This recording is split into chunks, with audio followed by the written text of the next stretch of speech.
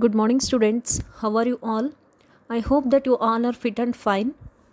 Today you are having the science class.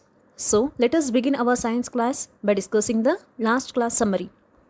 We had discussed about biodegradable substances and examples, that is, the components or the substances which can be decomposed or broken down into smaller pieces with the help of the microorganisms are called as biodegradable substances.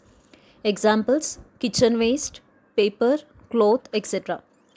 And next, we also discussed about non-biodegradable substances, that is, the substances which cannot be decomposed or broken down into smaller pieces by the help of the microbial activity are called as non-biodegradable substances. Then what are the examples here?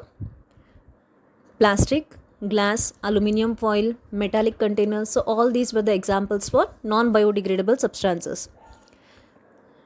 Then next it is the compost. It is the soil formed by the decomposition of biodegradable substances with the help of the microbes or microorganisms. And this compost, it is rich in nutrients. And last topic what we discussed in the last class, that is vermicomposting. In order to fasten the formation of compost, we need the help of worms. That is, by adding the worms like red worms, white worms, and mainly the earthworms, the formation of the compost will increase. So this process, it is called as vermicomposting. So these were the topics that we had discussed in our last session. Then what are the topics that we are going to discuss today? I had already given the brief introduction in the last class what we are going to discuss. That is, we are going to discuss about the abiotic components. Today you are going to study about the contents like abiotic components, which include water and also the process called as rainwater harvesting, air, light, soil and temperature. So all these are the components of abiotic components. So now let us start our today's session then. So the first one, it is the abiotic components. Then what are these abiotic components? Yes, we had already discussed it that they are the part of the environment, but they do not have life. They may include physical conditions like temperature, soil, sunlight, whatever it may be. Here I had mentioned the examples that I will be showing in the next part. So, but these components, are they of any use to human beings or living organisms? Yes, they affect the growth and the development of the biotic components. Let us look at the examples of these abiotic components then. So here you can see the examples are soil, sunlight. Yes, soil is there, sunlight, water, air, temperature and inorganic nutrients. So all these are the examples for abiotic components. Means they are also the part of the environment which do not have the life. Abiotic components are the part of the environment which do not have life, and the examples are soil, sunlight, water, temperature, air. So all these are the examples. So now let us start with the first topic, that is the water.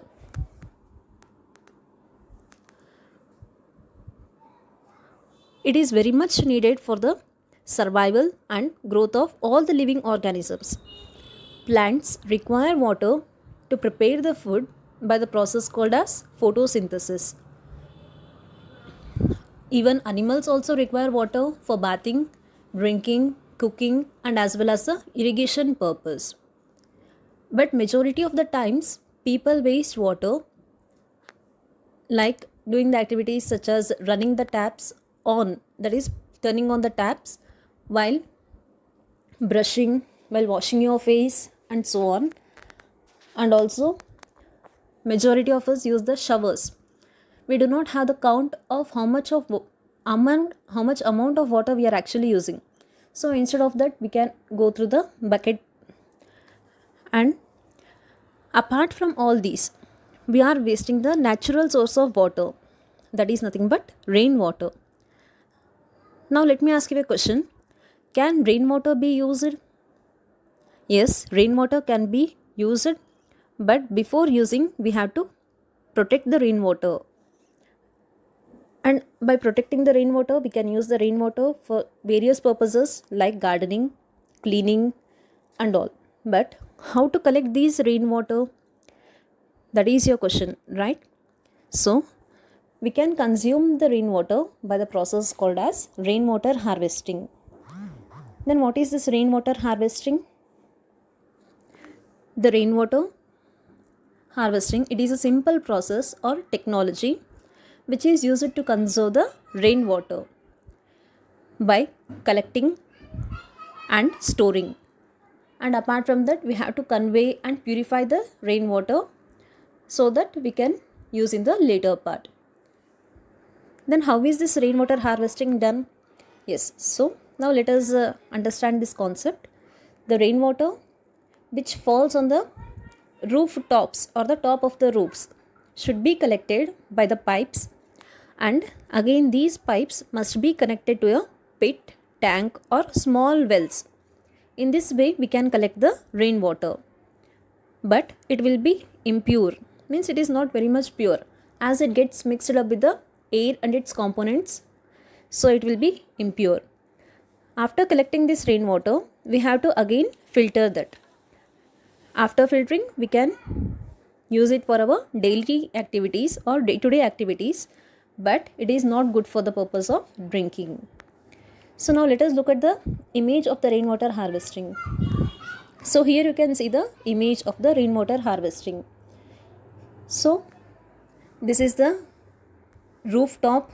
Here you can see the rooftop, and it is a slanting one, means it is bent towards a side. And after, when the rain falls, the water which has been collected on the top of the roof, automatically it starts to pour down. So what we have to do? We have to again arrange a pipe. So here you can see the pipe. The pipe, it is again connected to a filter where the dust particles, means heavy dust particles like the twigs or the leaves of the trees will be cleared. And after the clearing, the next process, it is again connected to a tank. So here you can see the collector or the tank. So the tank automatically stores the water, and this tank again it is collected to a small container which can be used to our day-to-day life. The tank, whatever the small dust particles are there in the tank, it will automatically reduce to the bottom of the tank. And the tank, it can be connected to a small container where the upper layer of the water automatically, which is clean, will enter into the container. So in this way we can collect the rainwater and we can use it in our day-to-day life. Then do we have any advantages with the rainwater harvesting? Yes, we do have the advantages of the rainwater harvesting, like it is free of cost, that is it does not consume more amount because the water, it is available in the form of the rain, but we have to adjust with regarding to the pipes and as well as the tanks in order to collect it. And next one, it helps in reducing the water bill. Yes, obviously when we put on the motors, it consumes more amount of energy, that is electrical energy, but rainwater does not consume any kind of the electricity. And next one, it decreases the demand for water. Automatically all the people, if they start to do, the water will be rich in quantity, so there will be less amount of demand. And apart from that, the rainwater what we had collected, it can be used for growing plants, that is gardening, and also for the agricultural purpose, cleaning, and all these are the various methods where we can use the rainwater. So this is regarding the rainwater harvesting. And the next component of the abiotic component, it is nothing but the air.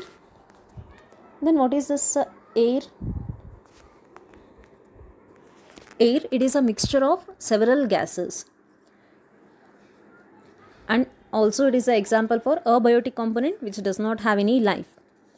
The air which is present around us is composed of several gases, means it consists of several gases like carbon dioxide, oxygen, nitrogen, and other gases which are present in very smaller quantity. The plants which are present around us, take inside the carbon dioxide during the process of photosynthesis and liberate the oxygen. And in the night time, plants again reverse this process, that is, they take in the oxygen and give out the carbon dioxide. So people are not advised, that is especially the children are not advised by the grandparents to not stand under the trees during the evening time. And also animals and human beings also use the oxygen which is liberated by the plants, and again the purification of the air takes place inside our body with the help of the lungs, and again we liberate the carbon dioxide. So this is regarding the importance of air. Air, though it is an example for the abiotic component, it is very much needed for all the living things in order to survive. And the next component, it is nothing but light. What are the natural sources of light? Before starting this topic, let me ask the question then. Yes, your answer will be like the natural sources of light. It may be sun, moon and stars. Yes, sun is the ultimate source of the natural light. Moon, it absorbs the light which is produced by the sun and it reflects the same light in the night time. And it is similar with the stars also. Sun is the ultimate source of energy. But how is light useful for the biotic components or the living components? Plants prepare the food with the help of the sunlight by the process called as photosynthesis. The seed plants or the aquatic plants also require the sunlight, but the amount of the light decreases as the depth of the water, if it is more, the sunlight will decrease and the amount of food preparation also decreases. Apart from that, the flowers of the plants bloom during the day and close during the evening time. Sunflowers always faces the east direction, that is towards the sun in the morning time, and in the west direction, that is towards the sun in the evening time. So these are the best examples. And apart from that, morning glory, or the scientific name of this plant, it is nothing but the Ipomea. It always blooms in the early summer, that is it starts to bloom in the month of January or in the middle of January to February. So it is the early summer for us. Here you can see the image of the flower called as the morning glory. So this is the plant which only produces the flowers during the early summer. And apart from that, animals also show some kind of changes in the presence or it may be in the absence of light. Then how it is possible? Certain animals like humans, plants, we are active during the morning time. So we are commonly called as diurnal animals, means we are active during the daytime. Day means diurnal animals. And apart from that, there are certain organisms which are present around us which are highly active, especially in the night time. Then what are they? It may include the cat, bat, owl, mouse, firefly, moth. All these are the different kinds of animals which are only active during night. So such a kind of animals which are active during the night time, they are commonly called as nocturnal animals. In this way, what happens? Plants and animals always show the changes which are present around us towards the light. And the last topic, it is nothing but the soil. Plants require the soil in order to grow. Apart from that, the surface of the soil, it contains majority amount of the minerals and it also helps the plants to absorb the water which is present in the soil. Plants absorb the water and minerals which are present and they grow up in a healthier way. Apart from the importance of the plants, we also have the animals. Certain different organisms like earthworms and all, they always live in the soil. So soil provides shelter to various kinds of the living organisms. So all these are the topics that we are discussed today. Now let us have a quick review on the topics which we discussed now in a brief way. So this is the summary what we had discussed now, that is the abiotic components. The components which do not have life are called as abiotic components. In that we discussed about the rainwater harvesting and also what is the importance of water.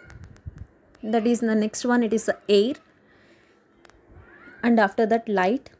In the light we are already discussed about the importance of light to plants and also the animals, and also the last one, that is the soil. Yes, regarding the temperature, only one last topic is there that you will be going to study in the next class.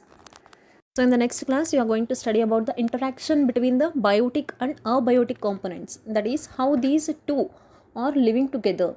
What is the relationship? How they are adjusted with each other. So in the next class, you will be studying about the last component in the abiotic components, that is temperature and interaction in the environment. So that's it for the today's session, children. Thank you. Have a great day.